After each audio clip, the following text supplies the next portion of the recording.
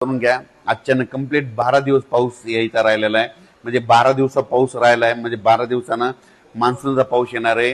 म्हणून हे सर्वप्रथम शेतकऱ्यांनी अंदाज लक्षात घ्यायचा आणि शेतीचे कामे करून घ्यायचे। आणि राज्यात सध्यामध्ये आज 24-25च्या दरम्यान पश्चिम महाराष्ट्र, मराठवाडा आणि उत्तर महाराष्ट्र आणि कोकणपट्टी घाटमाटा परिसरामध्ये विखुरलेल्या स्वरूपाचा आज देखील बऱ्याच ठिकाणी पूर्व मोसमी जोरदार पाऊस पडणार आहे। याच्यामध्ये काही ठिकाणी गारपीट देखील होणार आहे, म्हणून हे अंदाज शेतकऱ्यांनी लक्षात घ्यायचा।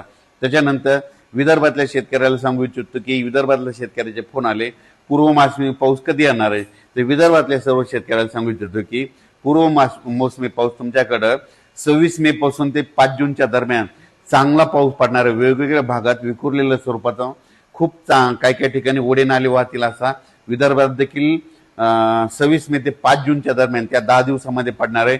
सगळीकडे ती एकदा येणार नाही, म्हणून हे देखील विदर्भातल्या शेतकऱ्यांनी अंदाज लक्षात घ्यायचा। पण विदर्भातल्या शेतकऱ्याला सांगू इच्छितो की तुम्ही काय करा, शेतीचे कामे करून घ्या, शेत तयार करून घ्या, कारण